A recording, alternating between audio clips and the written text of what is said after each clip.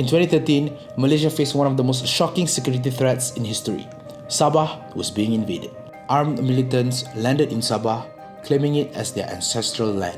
What started as a standoff quickly turned into war. The Sulu Sultanate once ruled parts of Sabah.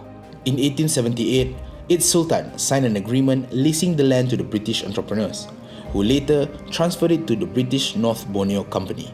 When Malaysia was formed in 1963, Sabah chose to join, but the Sulu Sultanate never let go of its claim. For decades, the dispute remained political, until 2013 when armed men arrived to reclaim it by force. On February 9, 2013, over 200 armed men, led by Akmimuddin Kiram, landed in Kampung Tanduo, Sabah. They demanded that Malaysia recognize Sabah as part of the Sulu Sultanate. For weeks, Malaysian authorities tried to negotiate, but the militants refused to leave. March 1st, 2013, the first gunfight erupted. Malaysian security forces decided it was time to act. They moved to Kampung Tanduo to arrest the militants. A firefight broke out. 12 Sulu militants were killed and 2 Malaysian police officers lost their lives. The next day, the situation escalated. A separate ambush happened in Semporna, 150 kilometers away.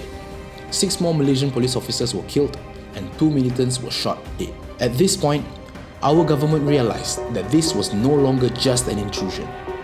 This is an invasion.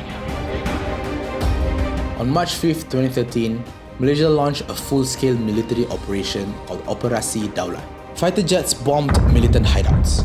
Artillery shells pounded their positions. Ground troops moved in with armored vehicles and also attacked helicopters. The battle raged on for days. Some militants fought back, hiding in palm plantations and using guerrilla tactics. Others tried to flee, but Malaysian forces cut off their escape routes. By March 11, Malaysia fully secured Kampung Tanduo. The remaining Sulu fighters were either captured, killed, or on the run. On March 23, 2013, Sabah's chief minister declared the operation over, but the scars of the battle remained. 10 Malaysian security personnel lost their lives, while 68 Sulu militants were killed.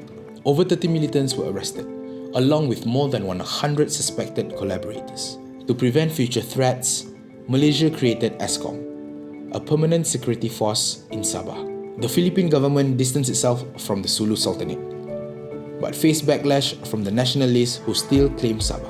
Meanwhile, the Malaysian government stopped the annual 5,300 payment to the Sultanate of Sulu, ending a deal that had lasted for over 135 years. The Philippines initially asked Malaysia to handle the situation peacefully, but after the violence escalated, they denied responsibility for the militants. Malaysia-Philippines relations was strained for months, with protests from Filipino nationalist groups. The United Nations expressed concern, but supported Malaysia's right to defend its territory. Even as the world watched, the battle for Sabah was over. Even today, the Sulu heirs continue their fight in court, suing Malaysia for compensation. Sabah remains under tight security, with ESCOM patrolling its waters. The battle for Lahad Datu ended in 2013, but the fight over Sabah is far from over. The Lahad Datu standoff proved that sovereignty isn't just claimed, it's defended. Sabah remains Malaysia's, not by words, but by the sacrifices of those who stood to protect it.